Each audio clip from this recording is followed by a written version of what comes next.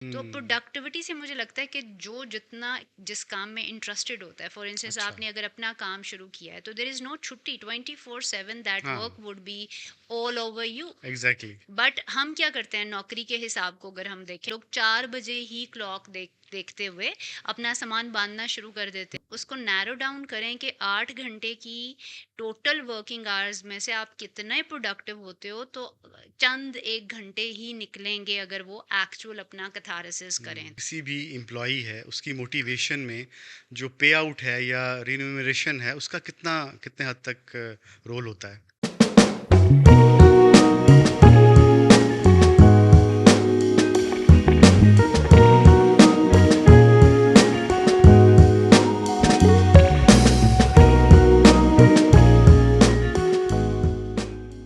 अस्सलाम वालेकुम। इंसान अपनी ज़िंदगी का ज़्यादातर हिस्सा वर्क प्लेस पर गुजारता है। आजकल के कॉर्पोरेट लाइफ में आप 9 टू 5 जॉब कर रहे हैं या रिमोट जॉब कर रहे हैं, आप ज़्यादातर अपने वर्क और वर्किंग कोलीग्स के साथ इंटरेक्शन करते हैं। तो ऐसे में जो वर्क प्लेस का एनवायरनमेंट है वो आपकी साइकोलॉजिकली आपको इफ़ेक्ट करता है, आपको फिज़िकली भी इफ़ेक्ट करता है। तो आज जो हम टॉपिक आज डिस्कस करने वाले हैं वो इसी सिनेरियो को लेके वर्क प्लेस हैप्पीनेस क्या होती है, कौन से फैक्टर्स इसको इन्फ्लुएंस करते हैं और कैसे हम अपनी वर्क इन्वायरमेंट को बेहतर बना सकते हैं। उसके लिए आज हमने एक स्पेशल गेस्ट को आज अपने स्टूडियो में दावत दी है, doctor Iram Irshad Bhatti. She is a trainer, she is an executive coach, and she is a positive psychologist. Her area of expertise is positive psychology.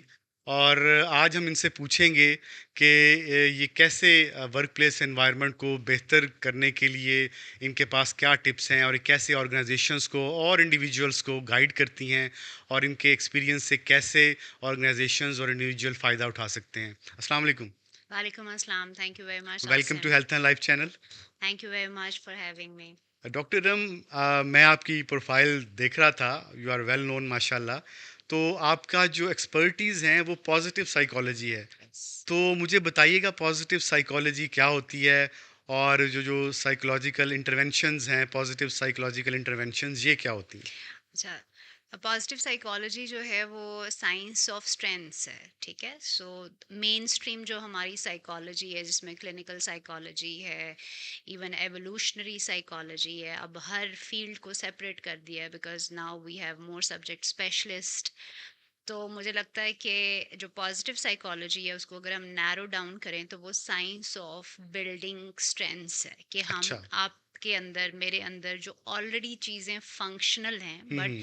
हमारे हालात की वजह से, इन्वायरमेंट की वजह से वो डॉर्मेंट हो जाती हैं या उस तरह से ग्रो नहीं कर पाती या जी। उस तरह से हम उन्हें एक्टिवेट नहीं कर पाते। तो क्या हमें ये पॉजिटिव साइकोलॉजी टूल्स देती है जिसकी बेसिस पे हम आपके अंदर ऑलरेडी प्रेजेंट रेजिलियंस को, यानी capacity to hmm. Bounce back को री एक्टिव कर सकते हैं, री इनैक्ट कर सकते हैं। तो आप जो पॉजिटिव साइकोलॉजी इंटरवेंशन है, you are a specialist in that. जी, सो उसको थोड़ा सा डिफाइन कीजिएगा हमारे सुनने वालों को कि ये क्या होता है। श्योर।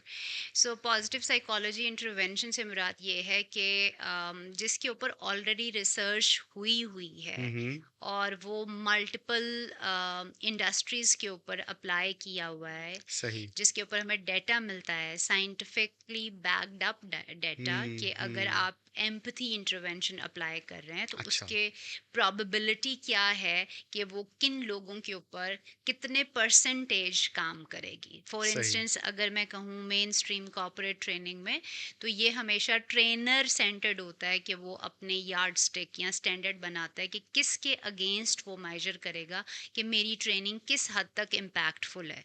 बट हम्म। यहाँ जो ये इंटरवेंशंस डिज़ाइन की जाती हैं वो ऑलरेडी साइंटिफिकली प्रूवन अच्छा। होती हैं। ए और बी ये है कि हमने अपने पाकिस्तानी कल्चर के कॉन्टेक्स्ट में भी रहते हुए इंडस्ट्री टू इंडस्ट्री देखना है कि क्या ये जो पहले रिसर्च की गई थी वो फार्मास्यूटिकल्स पे की गई थी या आईटी की कंपनी पे की गई थी, वो किस सैंपल पे की गई थी। जी तो जी। मेरा जो एक्चुअल तरीकाकार है वो ये है कि आप एक थॉरो स्टडी करते हैं उस इंडस्ट्री की, उस एक पर्टिकुलर ऑर्गेनाइजेशन की, जिसमें उनकी क्या पर्टिकुलर ओके। नीड्स हैं या नीड्स प्रॉब्लम्स हैं। असेसमेंट जिसे कहते जी। हैं। ओके। ऑलराइट। तो उसके बाद फिर आप एक अपना एक्सपेरिमेंट बनाते हैं या एक कंटेंट तैयार करते हैं जिसके जी, ऊपर सर्टेन पैरामीटर्स होते हैं टू गेज ओके। इट। ये बताइएगा, यू आर ए साइकोलॉजिस्ट, तो आप वर्क प्लेस हैप्पीनेस को कैसे डिफाइन करेंगी? एज़ ए पहले तो ये कि मेरी जो एरिया है वो पॉजिटिव जी, साइकोलॉजी है जिसका अगेन फोकस स्ट्रेंथ है, ठीक है। ओके। और अगर मैं कहूँ कि मैं एज ए पॉजिटिव साइकोलॉजिस्ट काम कर रही हूँ जिसमें कॉग्निटिव बिहेवियरल थेरेपी आती है, ठीक हुँ, है। इवन हुँ। पॉजिटिव साइकोलॉजी की अपनी सर्टन थेरेपी स्पेसिफिक इंटरवेंशंस हैं जो कि अच्छा, हम वन ऑन वन भी करते हैं, ठीक अच्छा। है, बट मैं क्लिनिकल साइकोलॉजिस्ट नहीं। हुँ, हुँ, हुँ, अच्छा, हुँ। दूसरी साइड पर जो आपने कहा मैं वर्क प्लेस हैप्पीनेस को कैसे डिफाइन करती हूँ, तो यहाँ पे भी एक थोड़ा सा डिफरेंस ये हुँ, है हुँ। कि एक हमारी हैप्पीनेस का आसिम जनरली परसेप्शन ये है कि हम फील गुड फौरी तौर पे जो हमें इमीडिएट ग्रेटिफिकेशन मिलती है, जैसे चॉकलेट खा के, एक्सरसाइज करके, दोस्तों से मिलके, हंस के, एक फील गुड हैप्पीनेस है, ठीक है। That's not what my target is. उसके लिए हुँ, हम इंटरवेंशंस नहीं बना रहे, वो हुँ, ऑलरेडी हुँ। हम सारों के पास ये कैपेसिटी होती है थ्रू आउट द डे हम थोड़ी देर के लिए रिलीफ ले सकते हैं, ठीक है। सही। सो वर्क प्लेस हैप्पीनेस जिसके ऊपर मैं काम कर रही हूँ या मेरा सिग्नेचर प्रोग्राम है, वो फोकस करता है आपकी मीनिंग ओरिएंटेडनेस होने के ऊपर। यानी हुँ, हुँ। आप अपनी ज़िंदगी में, जिसको शायद आप बेहतर वर्ड वुड बी, मुतमईन कैसे हो सकते हैं, हुँ, हुँ, हुँ। आपके कौन से ऐसे फैक्टर्स हैं जो कि आपके अंदर एक ठहराव लेकर आ सकते हैं, आपके अच्छा। अंदर रेस्टलेसनेस कैसे कम हो सकती है। हुँ, हुँ। क्योंकि जो फील गुड है ना, इसको आप जितना फीड करते हैं, जिसको हम डोपामिन एडिक्शन भी कहते हैं, ये उतना ज़्यादा बढ़ती जाती है। यानी जितनी आप स्टफिंग ज़्यादा करेंगे उतनी ज़्यादा आपको भूख लगेगी, जितना ज़्यादा आप शुगर खाओगे उतनी ज़्यादा शुगर क्रेविंग होगी। बट हैप्पीनेस का जो कॉन्सेप्ट है जनरली, जिसके ऊपर साइंस भी अब बैक्ड अप है, पूरी दुनिया में अब मास्टर्स की डिग्री हैप्पीनेस के ऊपर कंडक्ट हो रही है। 9 मंथ्स के, 4 इयर्स के प्रोग्राम्स भी लूप में हैं कि इवेंचुअली बड़ी यूनिवर्सिटीज़ में हैप्पीनेस स्किल्स को पढ़ाया जाएगा अच्छा। कि इंसान जिस तरह बाकी सारे डिसिप्लिन्स को पढ़ के सीख रहा है, इस तरह जी, उसे जी। खुश रहना या ज़िंदगी के साथ राज़ी रहने का स्किल भी आ जाए। 2 किस्म की चीज़ें जो मैं मेरी समझ में है एक एज़ ए पर्सन, और एक ऑर्गेनाइजेशन लेवल पे होता है, ऑर्गेनाइजेशन का कल्चर होता है जो कि आपकी हैप्पीनेस को इफ़ेक्ट करता है। और एक इंडिविजुअल इंटरनल, एक हर इंडिविजुअल का एक अपना एक रिएक्शन होता है या चीज़ें मोटिवेशन होती है। तो वर्क प्लेस हैप्पीनेस पे मुझे ये बताइएगा, कौन से मेजर फैक्टर्स हैं जो इसको इफ़ेक्ट करते हैं? अच्छा, जो मेरा एरिया है वो 3 एरियाज़ हैं: performance management, people management and positive culture development, अच्छा। ठीक है। इन 3 एरियाज़ को हम टारगेट करते हैं और ओके। उसमें जो प्रॉब्लम्स होती हैं वो हर इंडस्ट्री की अपनी हैं। जैसे आईटी के लोग आएँगे या ऑर्गेनाइजेशन आएगी तो वो हमें ऑलरेडी अपने ऑब्जेक्टिव्स बता देते हैं हुँ, कि हुँ। हमें आपकी ये इंटरवेंशन इन 3 प्रॉब्लम्स को सॉल्व करने के लिए यूज़ करनी है, राइट? ओके। तो फिर आप उसके हिसाब से अपने आप को, अपनी जो भी आपका प्रोसेस है उसको री इन्वेंट करते हैं। तो मुझे लगता है कि जो पीपल मैनेजमेंट है हुँ, वो हुँ। ओवरऑल बेसिकली चेंज मैनेजमेंट है। It's never easy. आप हुँ, किसी हुँ, भी हुँ। इंसान को कहें, एक ऑर्गेनाइजेशन के नीचे जब भी ग्रुप ऑफ पीपल काम जी, करेंगे जी, जी। तो उसमें क्या होगा, उसमें आपको हर्डल्स आएंगी। लेट्स से एक सादा सी बात है कि अगर आपने किसी को ये पाबंद करना हो कि साढ़े 9 बजे आएंगे, तो हुँ। ये एक बात ही इन्फोर्स कराना बहुत मुश्किल हो जाता है, जी हाँ। लीव अलोन कि हम आगे सारी बात करें। जी, जी, तो जी। मुझे लगता है कि कल्चर टू कल्चर वेरी करता है।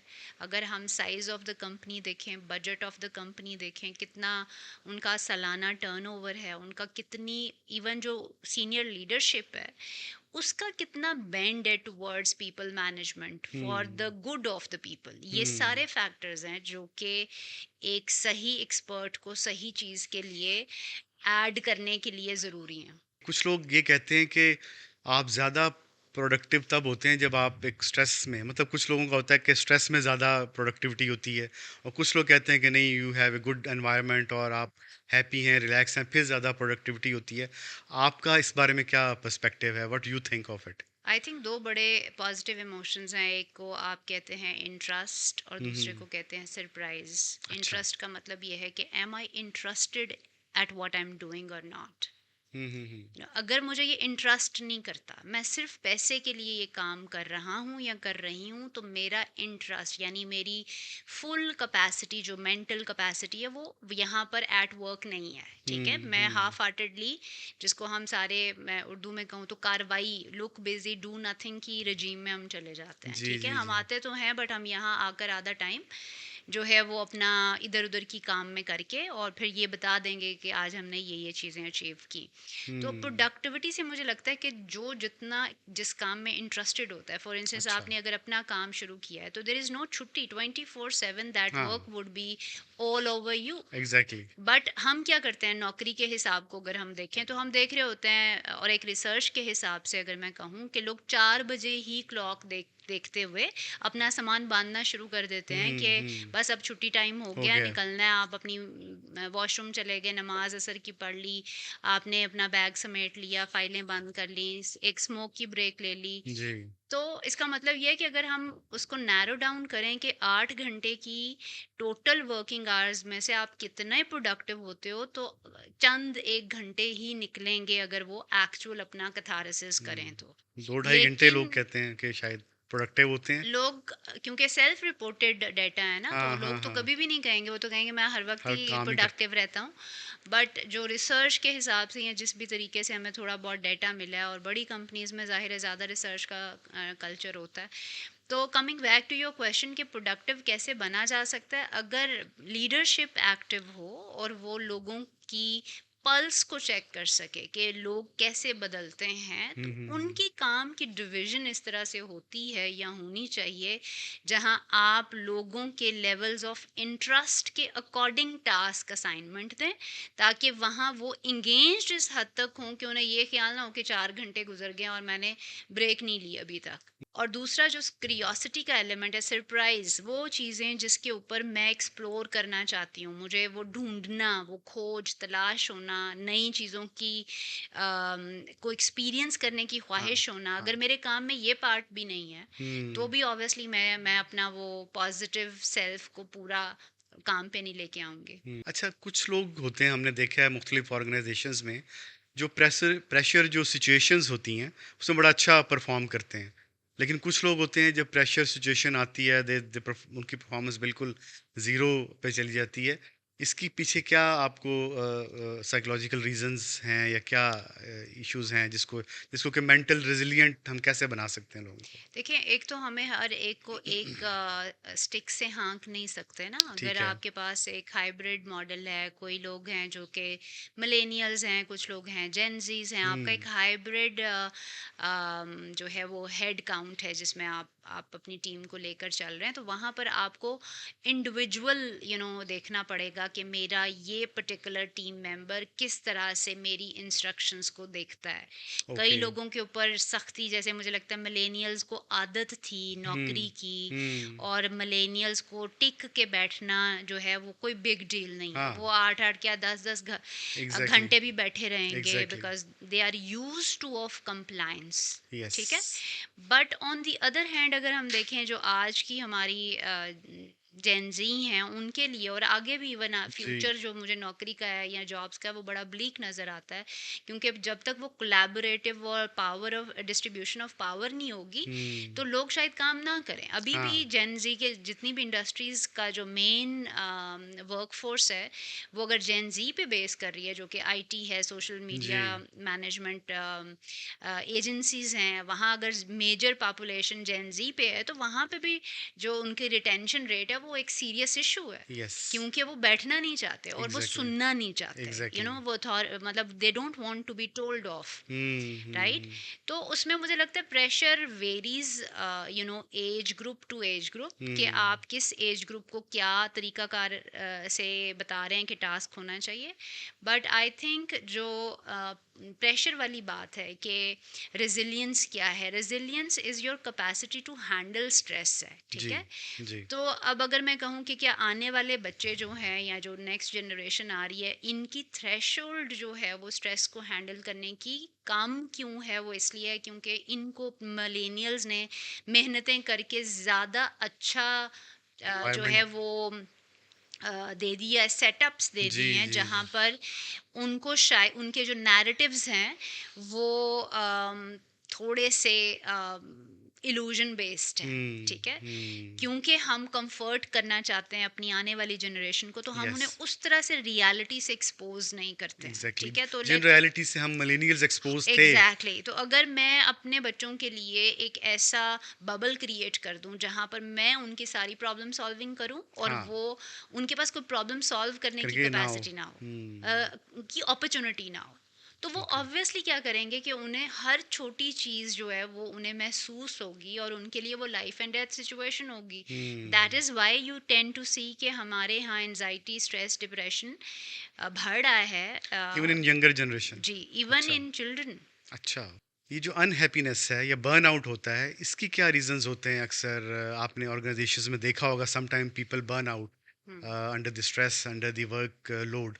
इसके क्या रीज़न्स हैं? क्या इश्यूज़ हैं इसके साथ? I think there are multiple reasons. Okay. Again, I would say that case to case vary करेगा। जैसे हुँ, अगर हुँ। मिडिल मैनेजर है हुँ, और उसको हुँ। डेलीगेशन नहीं आती, हुँ, दूसरों को ट्रस्ट करना नहीं आता और वो सारे काम खुद ही करता है, हुँ, तो ऑब्वियसली वो ज़्यादा बर्नआउट फील करेगा और फिर ज़्यादा गुस्सा करेगा अपनी टीम के ऊपर, ज़्यादा फ्रस्ट्रेट होगा। उसी फ्रस्ट्रेशन में जो उसकी हायर मैनेजमेंट भी होगी, वो भी उसकी इस ऑफ बैलेंस स्टेट के ऊपर उसको जज करेगी।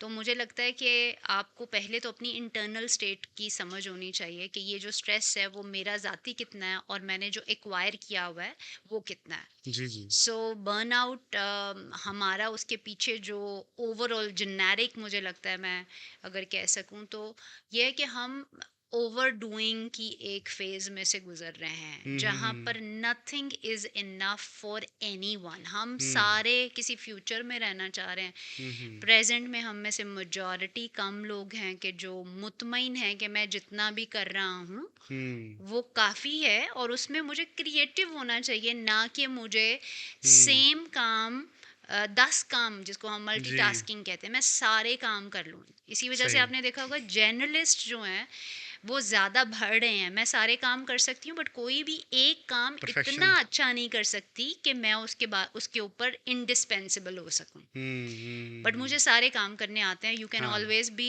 Better at many things but you can never be great at in many one thing. Things, at many things. हुँ, हुँ, तो हुँ, हुँ। उसके लिए एक ही चीज़ चाहिए होती है, ठीक है? हुँ, तो अगर हम देखें हमारी हमारी जो परसूट है वो एक्सीलेंस नहीं है।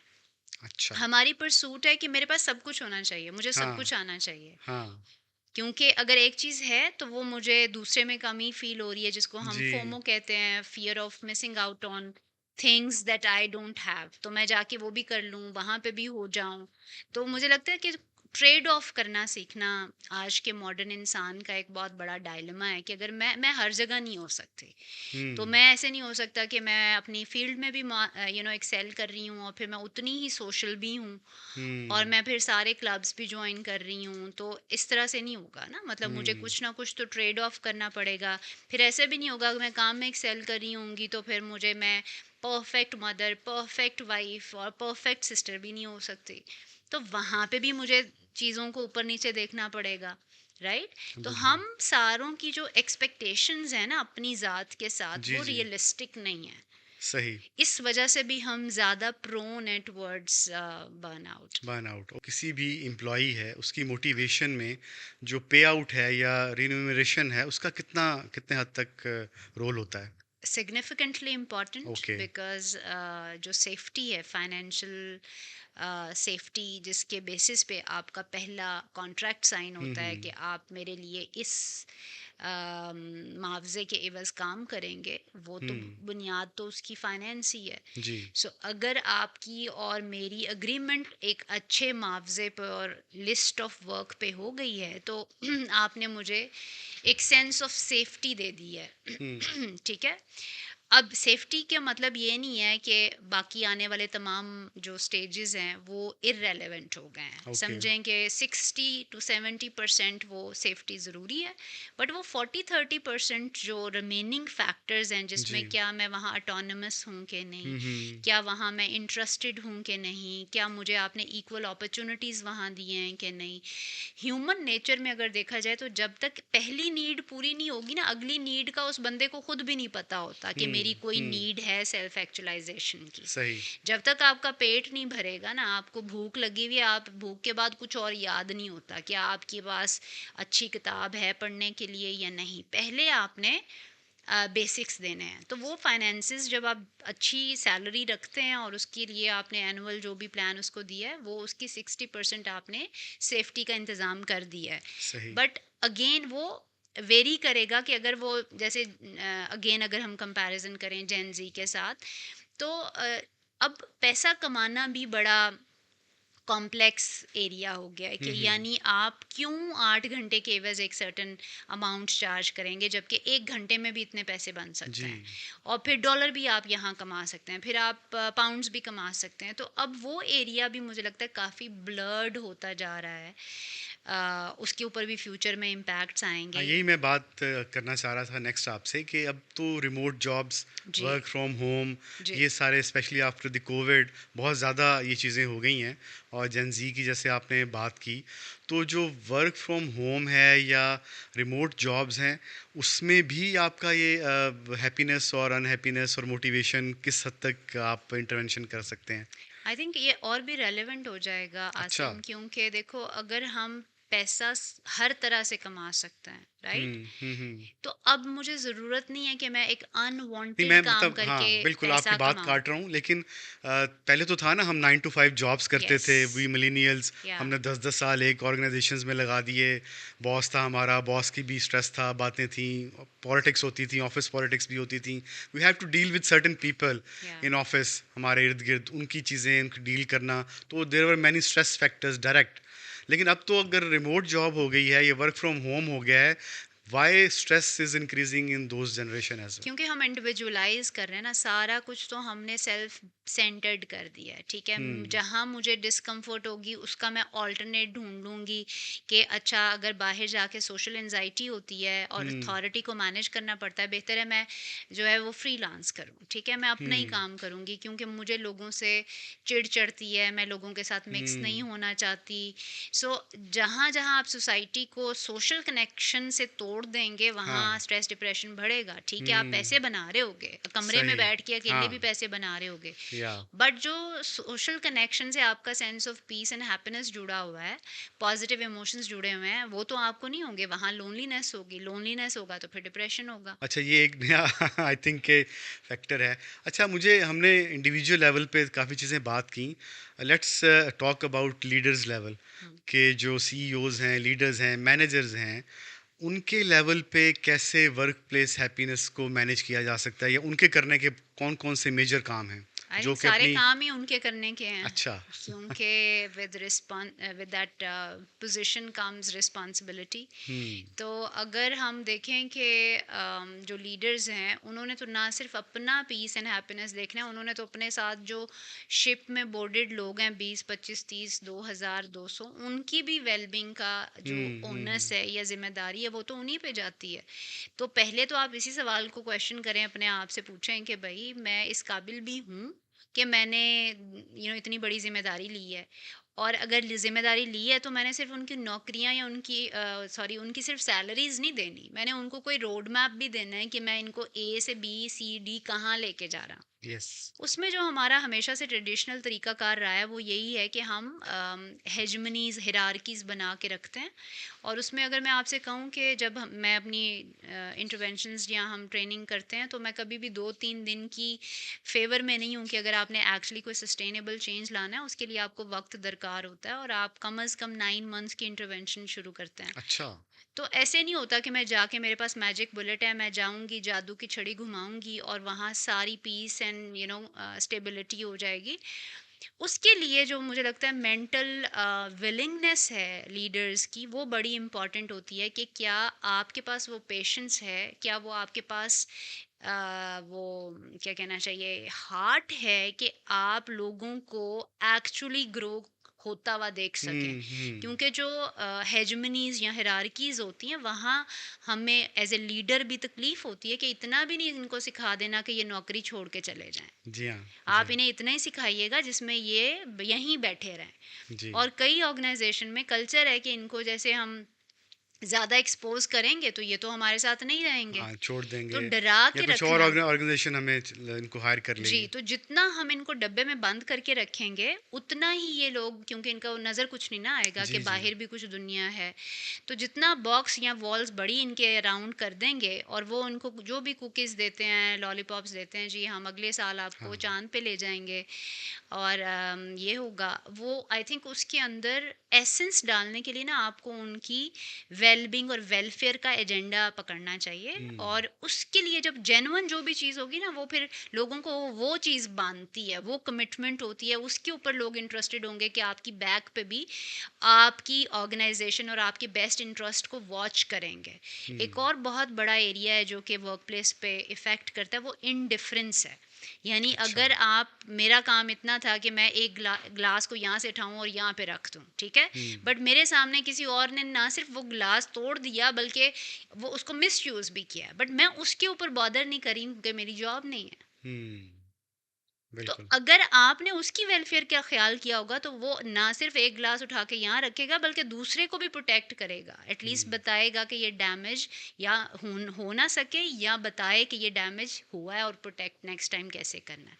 तो उसके लिए जो बॉन्डिंग चाहिए, उसके लिए जो कनेक्शन चाहिए, वो विन विन सिचुएशंस पे आता है, हुँ, वन हुँ, साइडेड नहीं होता कि पावर हुँ, एक पार्टी के पास है। हुँ, जब तक उस हुँ। पावर का आप डिस्ट्रीब्यूट नहीं करेंगे अपने ही एम्प्लॉयज़ के दरमियान, तो वो एक थ्रेड नहीं बनेगा सेफ्टी का, साइकोलॉजिकल स्टेबिलिटी का, जहाँ पर सारे ओन करें कि हम सारों ने मिल के इस शिप को एक डेस्टिनेशन पर पहुँचाना है। बिल्कुल। डॉक्टर हमने कुछ ऑर्गेनाइज़ेशंस में देखा है कि कुछ टॉक्सिक पॉज़िटिविटी भी होती है, जिसको हम इनके ज़बरदस्ती आपने अपने बॉस के सामने या अपने लोगों के सामने अपने आप को पॉज़िटिव शो करते हैं लोग। मुझे बताइएगा टॉक्सिक पॉज़िटिव जो कल्चर है, इसको कैसे हम बेहतर किया जा सकता है? या वो फ़ोर्स किया जाता है कि यार आप पॉज़िटिव रहें?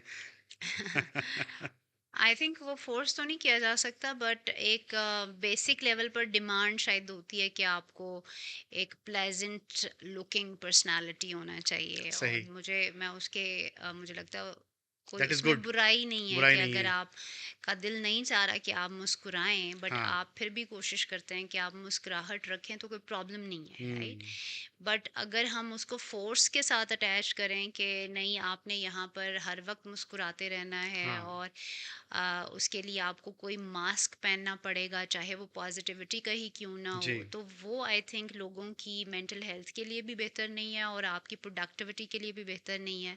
उसकी वजह यह है कि इन रियल भी हम दुनिया में हर वक्त मुस्कुराने खेलने के लिए पैदा नहीं किए गए हैं।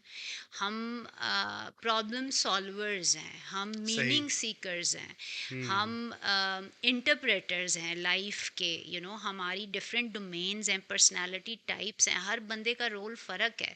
जो थिंकर है वो एग्जीक्यूशनर नहीं हो सकता, हुँ, उसने जो हुँ। डूअर है वो थिंकर नहीं हो सकता। ऐसे ही तो है। हमने अपनी अपनी शख्सियत के दायरे में रहते हुए हैप्पीनेस को लेट से फिगर आउट करना है, या मेरे लिए पीस की क्या डेफिनेशन है। तो मुझे लगता है आने वाले जितने भी हमारा जो कल्चरल डायमेंशंस होनी चाहिए ऑर्गेनाइजेशन में, वो एक्सेप्टेंस होनी चाहिए कि जहाँ पर बहुत सारे डिफरेंसेस को एक्सेप्ट किया जाए, जिसको हम इंक्लूसिविटी कहते हैं। तो अगर आप एक, हमने इवेंट ऑर्गेनाइज किया है जिसको लेट्स से फन फ्राइडे कहते हैं, हम कोई आर्ट वर्क करा रहे हैं या कर रहे हैं, और आप उसमें नहीं शामिल होना चाहते, और आप इसलिए नहीं शामिल होना चाहते क्योंकि आप को कोई उससे एवर्जन है, बट हुँ, इसलिए नहीं होना चाहते कि शायद आप किताब पढ़ना चाहें उसी टाइम में, हुँ, हुँ, आप चाहते हो कि मैं कोई आर्टिकल पढ़ लूँ, तो वो इजाज़त भी होनी चाहिए कि हाँ, हुँ, सारे एक ही तरह नहीं हुँ। खुश होते, सारे एक ही तरह परेशान नहीं होते।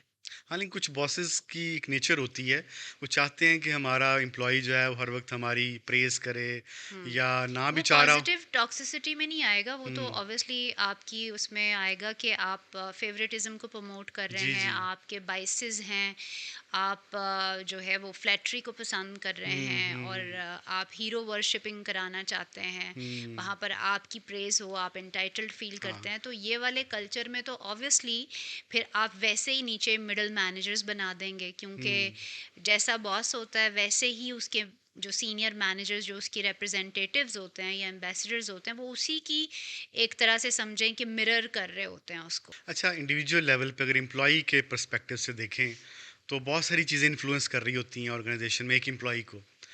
बॉस का एक्सपेक्टेशंस अलहदा हैं, कोलीग्स की अलहदा हैं और डिफरेंट फैक्टर्स हैं।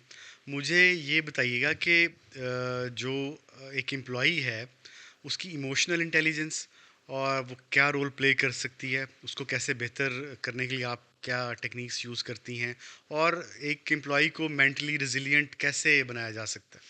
आई थिंक उसके लिए बेहतरीन तरीका ये है कि आपको जितना भी आप रियलिटी बेस्ड अपना माइंडसेट रखेंगे उतना अच्छा होगा। उसके लिए लेट दो तीन एग्जांपल्स दे देती हूँ कि काम की जगह पर आपका कोई दोस्त नहीं होता, अच्छा। ठीक है? सो हर बंदे को आपसे कोई काम है हुँ, और कोई डिमांड है, ठीक है? अगर आप कहें कि मैं आपकी दोस्त हूँ, आप मेरे दोस्त हैं, बट काम हम नहीं करते, तो मुझे बताइए कि ये कैसी पार्टनरशिप है? हुँ, क्या हुँ, इसके अंदर कोई रियलिटी है, कोई एसेंस है? हुँ, हुँ, हुँ। ठीक है? आप अच्छा पॉजिटिव कनेक्शन ज़रूर बनाते हैं, रेपो अच्छी बनाते हैं, इस हद तक अच्छी बनाते हैं कि आपके फिर उनके साथ फैमिली रिलेशनशिप्स भी होने लगते हैं, जी, राइट? जो कि ओवर द इयर्स बिल्ड होती हैं। अगर मुझे पता ही नहीं है कि मैंने 6 महीने बाद इस जगह पर रहना भी है कि नहीं, जो कि आज रियलिटी है, आप जी। लोगों के रिज्यूमेस उठा के देखें, साल बहुत लंबा पीरियड है।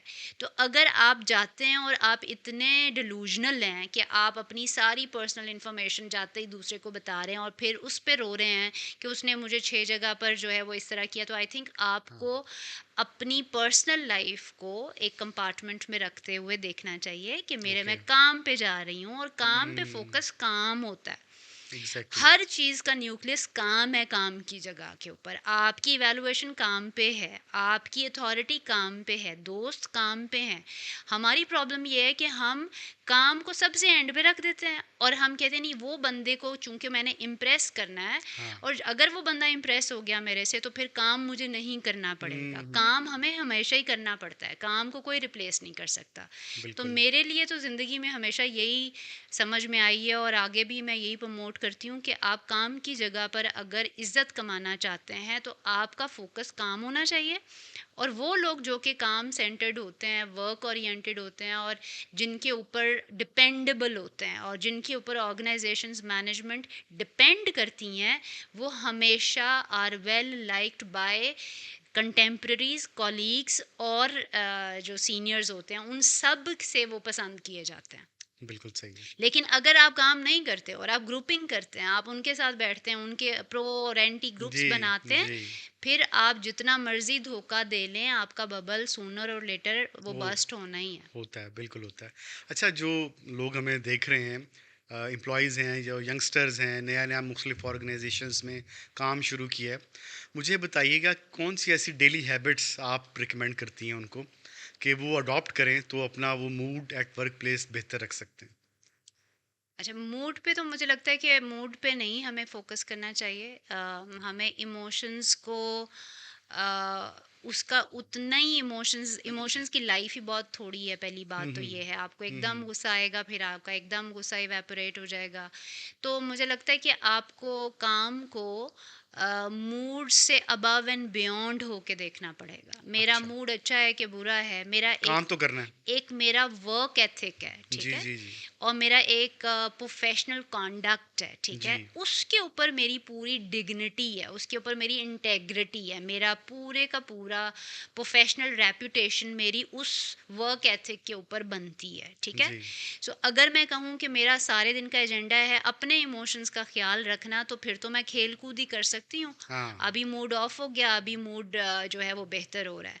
बट मैंने और इंसान को अपनी रैशनैलिटी को ही ज़्यादा वेटेज भी देना चाहिए। आपकी इमोशनल स्टेट्स फ्लक्चुएट होती रहती हैं। हुँ, उसके लिए हमें सेल्फ कंट्रोल की भी बात आती है। उसके लिए हमें हमारी जिसको कहते हैं कि आपको अपनी बैंडविड्थ बढ़ाने के लिए कि मेरा वर्क एथिक कंसिस्टेंट रहे, उसके लिए आपका अपना प्राइवेट सपोर्ट सिस्टम होना चाहिए, जिसमें फ्रेंडशिप्स बहुत बड़ा पिलर हैं आपकी वेलबींग के लिए। वो लोग जिनके अच्छे सोशल ग्रुप्स में फ्रेंडशिप्स हैं, जो जी, कि जी। अदर देन फ्रेंड्स भी, अदर देन वर्क भी हो सकते हैं, और वर्क से रिलेटेड भी कुछ चंद एक लोग हो सकते हैं हुँ, जिनके साथ आपकी सॉलिड फ्रेंडशिप्स होती हैं।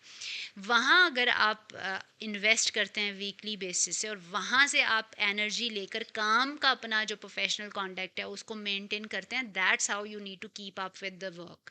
Work means difficulty, work is never a fun land. हुँ, मैं अपनी मर्ज़ी का बेहतरीन सो वांटेड वर्क भी करूँगी, उसमें भी मैं थक सकती हूँ, उससे भी मुझे एकदम से फ्रस्ट्रेशन हो सकती है, विच मीन्स कि मुझे बैलेंस में चलना है। मैं एग्ज़ैक्टली। ऑब्सेशंस में ना रहूँ कि मैंने जो करना है एक्सट्रीम्स में करना है, और हुँ। अगर एक्सट्रीम में रिजल्ट्स नहीं निकल रहे तो इसका मतलब या काम ख़राब है या मैं ख़राब हूँ। नहीं, दोनों अपनी अपनी जगह ठीक है, आपको ब्रेक ले लेनी चाहिए। अच्छा, अभी वर्क लाइफ बैलेंस की बहुत बात होती है और स्पेशली फीमेल्स के साथ ये काफ़ी सारे हमारे यहाँ हमारे जो सोसाइटी है उसमें ये इश्यूज हैं कि आपने अपनी जो पर्सनल लाइफ है उसको भी रखना है प्रॉपरली और जो वर्क लाइफ है उसको भी चलाना है साथ में। उस वो किस हद तक रोल प्ले करता है आपका वर्क लाइफ बैलेंस आपकी हैप्पीनेस में, और उसके लिए क्या टिप्स आपके आप देना चाहेंगी? उसके लिए आई थिंक एफर्ट सेंटर्ड हो जाए, मतलब मैं आउटकम हम्म। सेंटर्ड ना रहूं कि क्या मैंने आज जो है वो क्या रिज़ल्ट निकला है, मैंने क्या आज परफेक्शन के लेवल तक काम किया या अपनी हाउस होल्ड रिस्पॉन्सिबिलिटीज़ पूरी की। हम्म। एफर्ट सेंटर्ड का मतलब ये है कि क्या मैंने आज अपनी बेस्ट एफर्ट डाली अपने सारे सोशल प्रोफेशनल रोल्स में या नहीं। सही। अगर मैंने अपना बेस्ट एफर्ट दिया है तो मुझे एटलीस्ट अपने एंड तक ओके हो जाना चाहिए। सेटिस्फेक्शन जो होती है। हाँ, सेटिस्फेक्शन ना भी हो but I should be okay, क्योंकि मैं इंसान हूँ ना, मेरी एक लिमिट है, और अपनी लिमिट को एक्सेप्ट करने में कोई शर्म नहीं होनी चाहिए कि मैं अगर 12 घंटे मेरे एवरेज मेरे पास थे, ठीक है, और उसमें मैंने 8 घंटे काम पे इन्वेस्ट किए, 8 घंटे लेट से मैंने घर पे इन्वेस्ट किए, जी। तो इससे ज़्यादा मैं क्या कर सकती हूँ? ह्यूमनली पॉसिबल हाँ, नहीं है। पॉसिबल नहीं। तो मुझे उस अपनी ह्यूमननेस को एक्सेप्ट करने के लिए अपनी ज़ात पे राज़ी रहना चाहिए कि कल फिर नया दिन होगा, फिर से करेंगे कोशिश और फिर से बेहतर करने की कोशिश करेंगे। तो हम चूँकि कंपैरिज़न बहुत ज़्यादा करते हैं लोगों के साथ, चूँकि दूसरे बहुत पुट टुगेदर हर एंड पे ही नज़र आ रहे होते हैं, तो हम लोगों को देख के अपने आप को उनके हिसाब से अंडररेट कर रहे होते हैं कि तुम तो कुछ भी नहीं हो, you are losing on everything. तो मुझे लगता है अगर हम अपनी लेन में रहें जी, जी। और अपने रास्ते पे चलते हुए जो हमसे बेस्ट हो पड़ता है हम वो करें, और जो नहीं हो सकता उसको डेली बेसिस पे लेट गो करना बेहतर तरीका है अपनी मेंटल वेलबींग को मेंटेन करने के लिए। अच्छा, अभी जो अब नया आजकल टेक्नोलॉजी आ रही है, एआई पे बात बहुत हो रही है कि एआई जॉब्स रिप्लेस कर देगी। एआई से बहुत सारे लोग नए-नए जो प्रोफेशंस भी सामने आ रहे हैं, नई चीज़ें आ रही हैं सामने। तो एआई का आप क्या देखती हैं रोल आने वाले दिनों में वर्क प्लेस के ऊपर, और फिर उसका इम्पैक्ट बोथ मैनेजर्स के ऊपर एंड इंडिविजुअल्स के ऊपर और ऑर्गेनाइजेशंस के ऊपर? आई थिंक बहुत सारी जो मीनियल वर्क होंगे वो तो रिप्लेस हो जाएंगे, जी। और उसमें ऑलरेडी शायद हो भी चुके हैं और आगे और भी हो जाएंगे। बट अगर मैं कहूँ कि एआई और इंसानों को मुकम्मल तौर तौर पे ऑब्सलीट कर देगी, ये अभी थोड़ा मुझे फार फेच्ड क्राई लग रही है, हुँ। क्योंकि इंसान ने कुछ ना कुछ तो करना ही है, फिर वो और कुछ ढूंढेगा अपने लिए हाँ। कि और क्या हो सकता है। हुँ। बट यस, इस तरह के जो हमारे अभी जो प्रेवलेंट कल्चर और मैकेनिज्म स्ट्रक्चर्स हैं, ये तो ऑब्वियसली डीकंस्ट्रक्ट होंगे, उसमें तो ओके। कोई दो राय नहीं है। मतलब वो शायद और 10 सालों में ऑल टुगेदर कोई नई चीज़ नए तरीके से हम कर रहे होंगे। हुँ।